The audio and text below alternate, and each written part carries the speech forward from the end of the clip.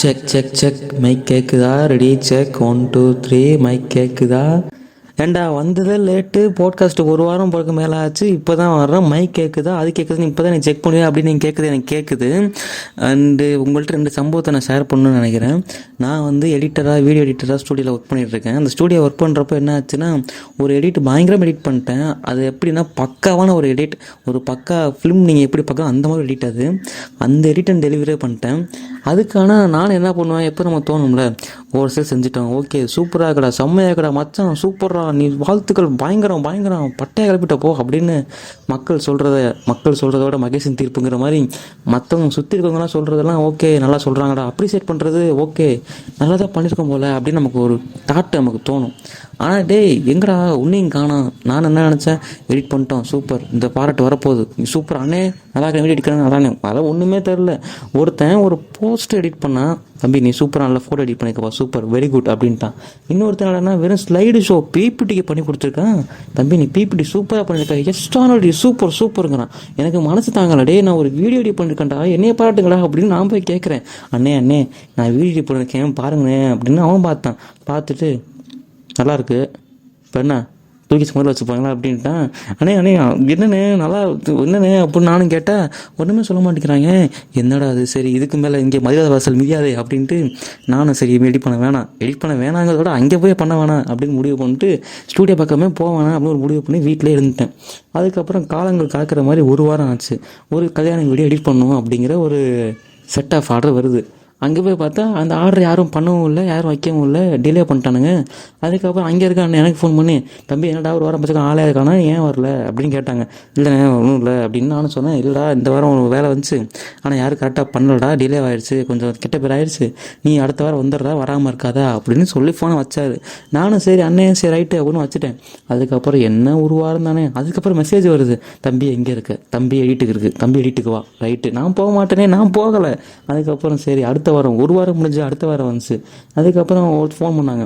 Phone பண்ணிட்டு தம்பி என்னாச்சு, ஏன் வரல, என்னாச்சு, சீக்கிரம் வாடா, வராமல் இருக்காதா அப்படின்னு சொன்னாங்க. அதுக்கப்புறம் அடுத்த வாரம்ன்ட்டு ஒரு 4-5 வாரம் போயிடுச்சு. 4 பக்கம் போகவே இல்லை.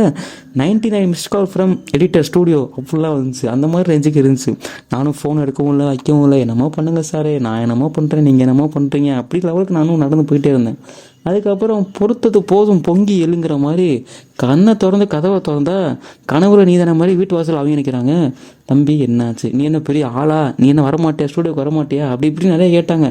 அதுக்கப்புறம் அண்ணே என்னென்ன இங்கெல்லாம் வந்திருக்கீங்க, எனக்கு ஒரு ஷாக்கு, என்னடா ஃபோன் போட்டால் ஃபோன் எடுக்கல, மெசேஜும் பண்ணல, டக்குன்னு பார்த்து அம்மா பார்க்க இங்கே வந்துட்டாங்க அப்படின்னு நானும் அப்படி பார்த்துட்டே இருக்கேன்.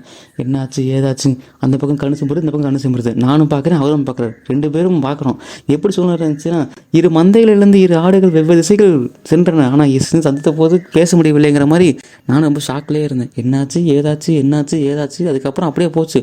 ஆனால் எனக்கும் ஒரு தோணுச்சு, பரவாயில்ல நம்மளால ரொம்ப மிஸ் பண்ணியிருக்காங்க, அதான் வந்திருக்காங்க, நம்ம எடிட் வந்து நல்லா இருக்குது, ஆனால் இங்கே வெளியே சொல்லலை, ஏன்னா உள்ளே வச்சுக்கிட்டாங்க, அதனால் நம்ம தேடி வந்திருக்காங்க, மிஸ் பண்ணுறாங்க, லவ் யூடா செல்லக்குட்டிஸ் அப்படின்னு நானும் நினச்சிட்டு என்ன பண்ணேன், ஓகே டன், நான் இனிமேல் வேலைக்கு வரேன் அப்படின்ட்டு வேலைக்கு நானும் போனேன். இது முதல் சம்பவம். 2வது சம்பவம் என்ன அப்படின்னா, நான் இந்த முன்னாடிலாம் ஆன்லைனில் RJFM நான் ஒர்க் பண்ணியிருக்கேன். அங்கெல்லாம் என்ன பண்ணுவாங்க அப்படின்னா, இந்த மாதத்துக்கு ஒரு அவார்டு பண்ணி நிறைய கொடுத்துருப்பாங்க, அந்த அவார்டு இந்த அவார்டு அப்படின்னா. அதை கொடுத்தா தான் வந்து ப்ரொடக்ஷன் கம்பெனிலேருந்து காஸ்டிங் மணி வாங்கி அந்த மணியை வச்சு ரன் பண்ண முடியும் மொத்த ஸ்டூடியோவையும். அப்போ ரெடி பண்ணுறப்போ மாதம் அவார்டெலாம் கொடுப்பாங்க. நானும் என்ன பண்ணேன், இந்த social media award, entertainment award, comedy அவார்டெலாம் கொடுத்தாங்க, நானும் வாங்கி வச்சுக்கிட்டேன். ஏடா தொடர்ந்து நம்மளே அவார்டு வாங்குற மாதிரியே இருக்குது அப்படின்னு என்ன பண்ணேன், இந்த வாட்டி சரி நம்ம வாங்க வேணாம், வேறு ஒருத்தவங்க கொடுப்போம் அப்படின்னு நினச்சிட்டு, சரி எனக்கு அவார்டு வர்றப்போ நீங்கள் அவங்களுக்கு கொடுங்க, அவங்க நல்லா பண்ணிட்டாங்க அப்படின்னு நான் எல்லாத்தையும் ரெக்கமெண்ட் பண்ணுற மாதிரியே பண்ணிட்டேன். நான் அதை பெரிய மாதிரி. அதுக்கப்புறம் எல்லாத்தையும் கொடுத்தாங்க. அவங்க நான் ஃபஸ்ட்டு ஒரு வருஷம் அந்த அவார்டு நான் வாங்கலை, அடுத்த அவார்டு நான் வாங்கலை. அதுக்கப்புறம் திரும்பி அவார்டு கொடுக்குறப்போ, இந்த அவார்டு நீயே வாங்கு, ஏன்னா நீ போன வாட்டி வாங்கலை, இந்த வாட்டி நீ இதை பண்ணு, இந்த ஷோவை நீ பண்ணு, இந்த வாட்டி RJ நீ பேசுகிறான் அப்படின்னு நிறைய பேர் சொன்னாங்க. அப்போ நினச்சேன், பரவாயில்ல நம்மளால ஞாபகம் வச்சுருக்காங்க, நல்லா பண்ண உங்களுக்கு தோணுது, நம்ம ஞாபகம் வச்சுருக்கேன், பரவாயில்ல ஜாலியாக ஜம்முன்னு இருக்கலாம் அப்படின்னு நினச்சிட்டு ஓகே நான் பண்ணுறேன் அப்படின்னு சொல்லிட்டு நானும் அந்த ஷோலாம் பண்ணேன். அதுக்கப்புறம் இது ஏன்டா பரத் 2 சம்பவம் என்னடா சொல்ல வர அப்படின்னா, நம்ம ப்ரெசன்ஸ் எங்கே ஆப்சன்ஸ் ஆகுதோ அங்கே நம்மளை வந்து தேடுற ஒரு ஜெனினான ஒரு அன்பு இருக்குல்ல, அது ரொம்ப புனிதமானது. அதை வந்து நான் உங்கள்கிட்டருந்து நான் பார்க்குறப்போ எனக்கே சந்தோஷமாக இருந்துச்சு. இந்த கார்த்திகை 1ன்ட்டு ஒரு பாட்காஸ்ட் நான் ட்ரெயிலர் ஒன்று போட்டிருப்பேன். அதுக்கப்புறம் ஒரு வாரம் சனிக்கிழமை போச்சு. அதுக்கப்புறம் இப்போ நீங்கள் கேட்டுட்டு இருக்கிறது தான் இந்த இடைப்பட்ட கேப்பில் வந்து இன்ஸ்டாகிராமில் வாட்ஸ்அப்பில் பாட்காஸ்ட்டு போடுங்க, ரீச் இல்லாமல் போயிடும், சீக்கிரம் போடுங்க வைங்க, படத்தை அப்படியே விட்டுறாத, பெருசாக வாடா மேலே வாடா நிறையா பண்ணு, என்னடா எங்கடா கழட்ட போனேன், லீவு மழை தான் பெஞ்சிச்சு எங்கடா நீ போனேன் அப்படிலாம் நிறைய பேர் கேட்டாங்க. அந்த அன்பு அது வந்து எனக்கு ரொம்ப ஜென்யூனாக தெரிஞ்சனால இப்போலாம் நான் சொல்லுவேன். எனக்கு நல்லா எனக்கு தெரியுது, இவன் பாருங்கள் 2 வாரம் பக்கம் பாட்காஸ்ட்டே போடாமல் எந்த வேலையும் பார்க்காம ஓப்பி அடிச்சுக்கிட்டு என்னென்ன கதையை கட்டுறான் பாருங்க அப்படிங்கிற நினைக்கிறதெல்லாம் தோணுது. அண்ட் ஹாய் எல்லாருக்கும் வணக்கம், நான் உங்கள் பாரத்குமார். நீங்கள் இருக்கிறது கதை நானும் தமிழ் பாட்காஸ்ட்டு. இதுமாரி வந்து ஜாலியாக வைபாக அப்படியே ஜாலியாக பேச போகிறோம். அது நீங்கள் கதை நினச்சாலும் சரி, ஜாலியாக நினச்சாலும் சரி, ஃப்ரெஷ் அப் மட்டும் நினச்சாலும் சரி, என்ன நினச்சாலும் சரி, அது ஜாலியாக அப்படியே எடுத்துகிட்டு இந்த ஃப்ளோவில் அப்படியே போய் அந்த ஃப்ளோவில் அப்படியே போய் கும்பதான் ஹாப்பி என்னாச்சு அந்த மாதிரி போயிட்டுருக்கணும். இந்த மாதம் டிசம்பர் மாதம் எனக்குலாம் அந்த பொதுவாக அந்த டிசம்பர் மாதம் வந்தாலே ஒரு குதூகலமான ஒரு ஜாலியாக இருப்பேன். நீங்கள் நினைக்கிற மாதிரிலாம் எதுவும் கிடையாது. குளிர் ஒரு பக்கம் இருக்கும், இன்னொரு பக்கம் மழை வரும், இன்னொரு பக்கம் இந்த ஸ்கூல் காலேஜில் லீவ் விடுவாங்க. இதை விட ஹைலைட்டான விஷயம் இந்த ஹாஃப் இயர்லி எக்ஸாம் லீவெல்லாம் வரும். இந்த 4மே ஒரு செக்மெண்ட் வர்றது மாதம் தான் டிசம்பர் மாதம். இந்த டிசம்பர் மாதத்தில் நான் ஸ்கூல் படிக்கிறப்பெல்லாம் எப்படி இருந்துச்சுன்னா, டிசம்பர் மாதம் வந்தாலே ஒரு ஜாலியாக மைக்கு வந்துடுவேன். வந்ததுக்கப்புறம் டெய்லி நான் காலைல பஸ் ஏறுறப்பெல்லாம் மழை வரும். தூரத்துனாலே வீட்டு வீட்டில் நகர்றப்போ செய்தியை வச்சுருவேன். நான் செய்தி பார்க்கவே மாட்டேன் ஸ்கூல் படிக்கிறப்பெல்லாம். ஆனால் 6 மணிக்கெலாம் வந்து கிளம்புறப்போ டிவி சேனலில் வச்சுட்டு நியூஸ் போடுறாங்களா, திருச்சி மாவட்டம் அப்படியே பார்த்துக்கிட்டே டக்குனு எங்கள் அம்மா தலையில் தட்டு கிளம்புடா அப்படின்னு கிளம்பி விட்டுருவாங்க. நானும் சரி கிளம்புறேன் அப்படின்னு பஸ்ஸில் ஏறி போயிடுவேன். போயிட்டு அதுக்கப்புறம் திருதுப்புன்னு ஒரு நியூஸ் வரும், திருச்சி மாவட்ட பள்ளிகளுக்கு விடுமுறையாம் அப்படின்னு சொல்கிறப்போ ஓகே லீவா கிளம்புறா சென்ட்ராஸ் வண்டியை திருப்பு அப்படின்னு கிளம்பி வந்துடுவேன். அதுக்கப்புறம் சில விஷயங்கள் இது மாதிரி நடக்கிறப்போ ஐயா இதுவும் ஜாலியாக தானே இருக்குது, மழை வந்தால் லீவு அப்படின்னு நினைக்கிறேன். நான் மழை வந்தால் லீவு கூட தெரிஞ்சு அவங்களுக்கு சனிக்கிழமை ஸ்கூல் வைக்க தெரியும், அவங்க நான் மறந்துட்டேங்க. அன்றைக்கி ஒரு நாள் லீவ் விட்டு சனிக்கிழமை ஸ்கூல் வச்சுட்றாங்க. என்னங்க இது அப்படிங்கிற லெவலில் தான் இருந்துச்சு. எல்லாமே புது அனுபவமாக இருந்துச்சு. 2வது இந்த டிசம்பர் மாதம் வந்தால் தான் அந்த புயல் வரும், மழை வரும், இது எல்லாமே சேர்ந்து வருங்கிறப்ப லைட்டாக ஒரு அரட்டை பீதியும் எனக்கு இருக்குது. திடுதுப்புன்னு சொல்லுவான், புதிய காற்றழுத்த தாழ்வு மண்டல பகுதி உருவாக்கப்பட்டது, இது சென்னையை கடந்து புயலாக மாறும் வலுப்படும் அப்படின்னு என்று எதிர்பார்க்கப்படுகிறது அப்படிலாம் சொல்லுவாங்க. திருச்சி மாவட்டமும் இருக்குடா, நடுவாப்பில் இருக்குடா, வந்து பார்த்துட்டு போடா, சுரேஷ் லீவாச்சு வந்து விட்டு போடா அப்படிலாம் நான் நினைப்பேன். ஏன் திருச்சி மாவட்டம் நடுவில் வச்சுருப்பாங்க, பேசாமல் திருச்சி மாவட்டத்தை கொத்தாத்துக்கு சின்ன பக்கத்தில் வச்சுருவோமா அப்படிலாம் எனக்கு தோணும். அது அறியாத வயசில் புரியாத வயசு, அறியாத வயசு புரியாத மனசுங்கிற மாதிரி என்னென்னமோ நானும் போட்டு யோசிச்சுட்டு லீவ் விட்றா அப்படின்னு நான் நினச்சிட்டே இருப்பேன். அதுக்கப்புறம் சரி இதை ஒன்றும் பண்ண முடியாது, இப்படியே வரும் அப்படியே போயிடும், நமக்கு எங்கே வெயில் தான் கொடுத்த போது பள்ளிக்கூடம் தான் போகிறோம் அப்படின்னு நினச்சிட்டு அப்போலாம் நான் கிளம்பின சில நாட்கள்லாம் இருக்குது. ஆனால் அந்த புதுக்கோட்டை மாவட்டம்லாம் ஓரத்தில் தான் இருக்குங்க. எனக்கு 10ஆம் கிளாஸில் தாங்க தெரியும் புதுக்கோட்டை மாவட்டம்லாம் லீவ் விட்றாங்க. என்னடா புதுக்கோட்டை சும்மா லீவ் விட்றாங்க, என்னடா சென்னையெல்லாம் சும்மா லீவ் விட்றாங்க. எனக்கு அந்த 2 மாவட்டம் மேலாம் அப்பப்போ லைட்டாக கோவம் வரும். என்ன அங்கே அவங்க தான் அங்கே தான் ஸ்கூல் படிக்கிறாங்களா, அங்கே தான் காலேஜ் படிக்கிறாங்களா, அங்கே மட்டும் லீவ் விட்டே இருக்கீங்க, இங்கே திருச்சி மட்டும் லீவ் விடுங்க அப்போலாம் நினைப்பேன் நான். பரத்து ஒரு அளவுக்கு மீறி போகிற, கொஞ்சம் ஆஃப் ஆகிக்கடா அப்படின்னு நினைக்கிறது கேட்குது. ஆனால் அது அறியாத வயசு அப்படி நினைக்கலாம், ஒன்றும் தப்பு கிடையாது, ஓகே அப்படின்னு நினச்சிட்டு அடுத்தடுத்து மூவ் பண்ணோம். அதுக்கப்புறம் இதை விட ஒரு முக்கியமான விஷயம் என்ன வரும் தெரியுமா, ஹாஃப் இயர்லி எக்ஸாம். இந்த ஹாஃப் இயர்லி எக்ஸாம் தாங்க இந்த அகாடமிக் இயரில் பொதுவாக நடுவாப்பில் ஒன்று இருக்கும். இவன் வர்றதும் தெரியாது போகிறதும் தெரியாது. ஜனவரி மாதம் உலகமே பசுமையாக இருக்க போதுன்னு ஜோசியக்காரன் சொல்லுவான். ஆனால் அதுக்கப்புறம் தாண்டி இந்த பிப்ரவரி மார்ச்சில் எங்கே போனாங்கன்னே தெரியாது. கண்ணை மூடி திறந்தா ஜனவரி வரான், கண்ணை திறந்தா டிசம்பர் வந்துட்டான். மாப்பிள்ளை வரட்டா நான் தான் 2025 அப்படின்னா அடுத்த ஒருத்தர் நிற்கிறான். இதுக்கப்புறம் இந்த டிசம்பர் மாதத்தில் 10 நாள் லீவ் வரும். இந்த 10 நாள் லீவ் எப்படி வரும், 10 நாள் லீவ் வந்து அடுத்து அதில் நியூ இயர் வந்து அது கடந்த 1 வாரம் கழிச்சா பொங்கல், அதுக்கப்புறம் ஐயா அப்படியே ஜாலி லீவ்லேயே ஓடிட்டே இருக்கும். அப்படின்ட்டு அடுத்த பிப்ரவரி மாதம் 28 நாள் தான் இருக்கும். மார்ச் வந்து பப்ளிக் பரிசு. அகாடமிக் இயர் முடிஞ்சு போச்சு, என்னடா சரசரன்னு போட்டீங்க, எங்கடா போகிறீங்க எல்லாம் அப்படின்னா 2026 போகிறோன்னே அப்படிங்கிறாங்க. கொஞ்சம் அமைதியாக நீங்களும் போங்கடா அப்படின்னு சொல்ல கூட ஒன்றும் முடியலை, சருன்னு போயிடுது. இல்லை நான் மெமரிஸ் க்ரியேட் பண்ணுறேன், பர்த்டே பார்ட்டி வருது, அங்கே வருது இங்கே வருது, அப்பா போதும்டா என்ன ஆளை விடுங்கடா அப்படிங்கிற ரேஞ்சு நம்மளுக்கு தள்ளப்படுது. இந்த 10th படிக்கிற பசங்களாம் புதுசாக பப்ளிக் எக்ஸாம் எழுத போகிறாங்க. அவங்க மைண்ட் செட்லாம் எப்படி இருக்கும்னா, டெஸ்ட்டு வைக்கிறாங்க எழுதுகிறோம் தக்காளி 10th முடிச்சதுக்கப்புறம் தான் தெரியுது என்ன குரூப் எடுக்குன்னு அந்த கன்ஃபியூஷன் ஆரம்பிக்குது.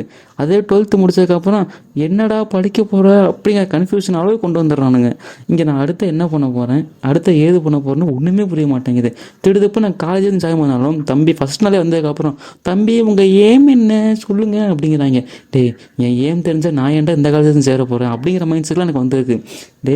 ஒரு அளவாக போகிறப்போ அளவாக இருந்துக்கலாம்டா, அதாண்டா நல்லது அப்போ நான் நினைக்கிறப்போ திடுதுப்புன்னு குறுக்க அந்த கௌசிக்கு வந்தால் எக்ஸ்ட்ரா கரிக்குலர் ஆக்டிவிட்டிஸில் கண்டிப்பாக இருக்கணும், அப்போ தான் டிகிரி வாங்க முடியும் அப்படின்னு சொல்கிறான்.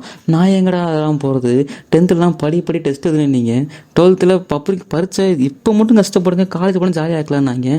அதுக்கப்புறம் நான் டான் படம்லாம் பார்த்து தெளிவாகி தெரிந்தாண்டா அந்த காலேஜுக்கு வந்தேன். இங்கே வந்து நான் அடுத்து எங்கடா போகிறது, அப்புறம் அங்கே போய் சேர்ந்தா அங்கே அதுக்கு மேலே ஒன்று இருக்குது. எப்போ அடே போதும்டா, நான் எங்கே போய் என்ன முடிக்க போகிறேன்னு எனக்கும் தெரில அப்படின்னு. நான் 3rd இயர் முடிக்கிற வரைக்கும் ஒன்றுமே தெரிய மாட்டேங்குது. சரி 3rd இயர் தான் முடிச்சதுக்கப்புறம் அடுத்த போய் பார்த்தா கண்ணை கட்டி காட்டில் விட்ட மாதிரி நட் ரோட்டில் நிற்கிறேன். ஆட்டோ பஸ்ஸெல்லாம் ஸ்லோமோவில் போயிட்டுருக்கு. டே வரத்து எந்தர்றான்னு கண்ணை தட்டி எழுந்து பார்த்தா 10 வயசு குழந்தையா இருந்தால் நல்லா இருக்கும்.